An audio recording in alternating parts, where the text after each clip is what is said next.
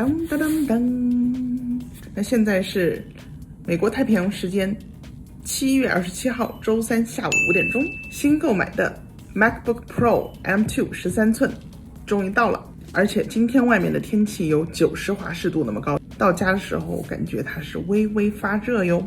那么现在赶快把它给拆了吧。那订购它的时间呢是1个月前，是6月24号我们订购的，直接手撕了。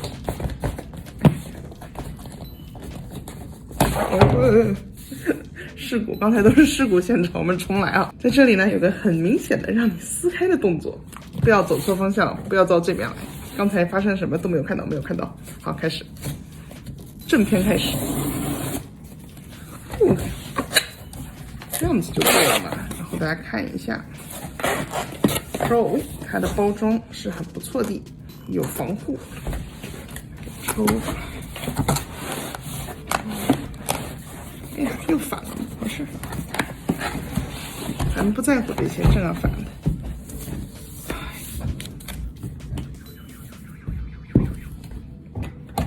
Here we go， 看到了我自己。MacBook Pro， 我们看看它配置。大家看一下我买的是什么啊？在这儿，24个 G 的内存和1TB 的 SSD， 是 Pro 不是 Air， 是 Pro。当当当当 ，OK，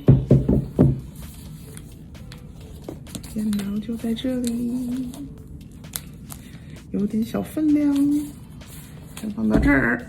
然后盒子里就是一样的一个充电器，是 USB-C， 两边都是 USB-C 接口，然后 OK， 在这儿，大家可能不知道哈，就是这个头其实是可以拆下来的，因为它有那种长的线的头，我家里应该有，到时候给大家展示一下，它就可以接得很远。这种的话就比较短的接线。当当当。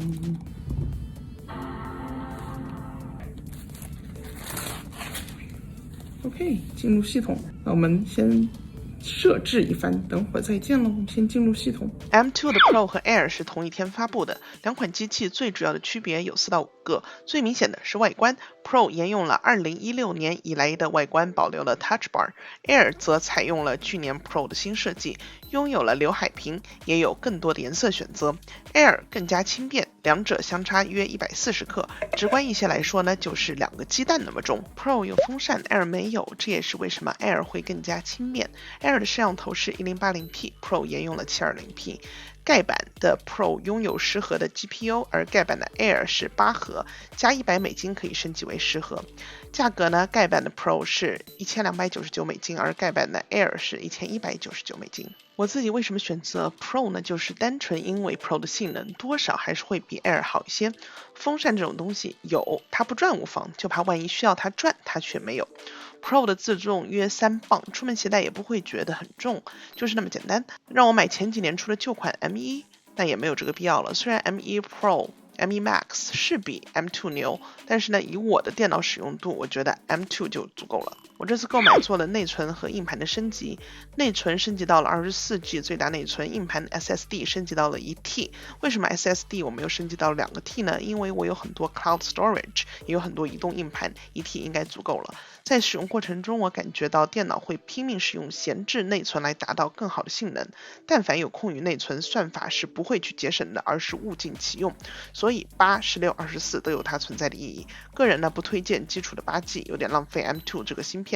价格是用了教育优惠8折买了 Apple Care， 一共是$1988，加上额外的消费税，$1988用了 Apple Care 的自动12个月的分期，每个月零利率支付$165.66。因为笔记本不是我日常使用的主力军，主力军呢还是这一款2015年购买的 iMac， 因为它是27寸的大屏幕，在家使用起来更加舒服。所以这台 MacBook 在开箱以后，我并没有导入任何的备份，而且也因为很多常用的文件都已经存在了云端，需要使用的软件下载安装一次也比较方便。但是比较重要的是，每次购入新电脑，我都会做一些非常基础的设置。那毕竟我也是一个资深的 MacBook 使用者，15年，很多设置以及快捷键都已经非常习惯了，所以就会一直在沿用下去。那接下去我就介绍我的基础设置。最基础的就是电池上面的设置，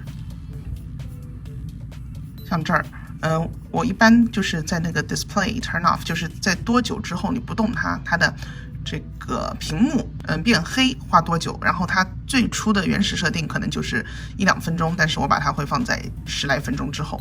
然后还有在 trackpad 上面 tap to click， 这个我会把它给设置起来。最重要的是这个 mission control， 我每次都会把它设置起来。那主要是在这个 hot corner， 就是有4个角。从第一台笔记本就是苹果电脑的话，可能是多少年前了，15年前、16年前的时候，我就是这样的设置。这个功能一直都在，我觉得很好。就是这方是 launchpad 什么意思呢？就是这些会显示你所拥有的所有应用程序，你可以从这里进行点开。所以我选是在这个 corner， 你看刚才我降一下，那就出来了 launch corner。然后这个叫做 mission control， 就是在这个角落上，右上角看你有多少的东西在这儿。比如说我一点 OK， 这地方这是我的图片，音乐、文档、网页，还有刚才的东西。然后我就可以，比如说我先想切换到这儿，想切换到这儿，这样就很方便。这个 corner， 然后这地方是 desktop， 就是我比如说在桌面上有很多文件，我赶快回到桌面上，就是这样子。到右下角就回到了桌面，然后这样，就我比较喜欢这种。然后最这边的话，就比如说你在工作的时候，别人突然从你身后走晃，你不想让他看到屏幕上的内容怎么办呢？Screen Saver， 这个就是屏保，对吧？这也是很有用的。风风火火下载了一些常用软件，当下立马能感觉到 M2 芯片的丝滑感和超快的反应。在安装输入法和软件的过程中，居然让我感觉到了眼睛和手都有些反应不过来，就是肉眼可见的速度的提升。在剪 4K 的视频过程中，更能感受到丝滑感。最明显的一个就是在更改片段速度的时候，这台英特尔电脑会需要时间处理，在回放的时候会卡顿，而 M2 就是丝滑 again。但是有点让我惊讶的是，在导出同样的约5分钟的 4K 影片， M2 的速度并没有比这款 i7 节省太多时间，也就提升了10几秒，约5%左右的提升。那因为呢，我也不是什么专业的电脑重度使用者，我就没有去做更加专业的测试，在网上下载了这款叫 Geekbench 的测试软件，它的免费版本可以测试一下 CPU 的数据。那我们接下去就来看看我对比我现在拥有的3款电脑的数据。那我这3款分别来自于2011年、2015年以及2022年的最新款 M2。旧的这2款在当时也是属于顶配，芯片都是英特尔的 i7， 2011年这款是双核，2015年这款是8核。Geekbench 这个软件分别对单核和多核 CPU 的使用做了测试，可以很清楚的看到灰色那条线是来自今年的 M2 芯片，不管是在单核还是多核都可以说是遥遥领先另外2款英特尔芯片，但是多核所领先的差距会更加明显。有兴趣的朋友可以在这里暂停来看各个分类的分数比拼。那很可惜，大家也知道，在2019年底我也购入过一款可以算是英特尔在 MacBook 上的最后一代，而那款 MacBook Pro 呢，在购买的之后的1个礼拜我就把它给作为二手卖掉了，不然它的数据也是可以参考的。那所以最后的问题来了，我对大家有什么购买建议？网上呢，很多专业人士对比了 M1 和 M2， 因为这2代出来的时间都比较接近，所以性能上的提升肯定是非常有限的，就像每一代的 iPhone 一样，每年的更新其实就那么一点点。所以呢，你如果已经拥有 M1 系列了，我个人觉得真的是没有什么必要去考虑新的一代的 M2。所以啊，我也不懂为什么网上有那么多人他一直在做 M1 和 M2 的对比，其实我觉得这2代没有什么必要去做对比吧。每年更新换代电脑的人数会有很多吗？但是呢，你如果拥有英特尔芯片的 MacBook Pro 或者 Air， 真的可以考虑换到 M2 啊，那种肉眼可见的丝滑感是会上瘾的。那还有一大批人他一直使用 Windows 系统，而且他对于微软的各种软件具有很大的粘性，那我就请这批人稍微慎重一些。没事的话也没有必要去适应一个新的系统，更换系统会带来一些具有强粘性软件的不适配的风险，那便徒增烦恼了。好啦，就那么多需要交代的了。最后千万不要忘记点赞、关注、评论、点转发哦。我们下支视频再见。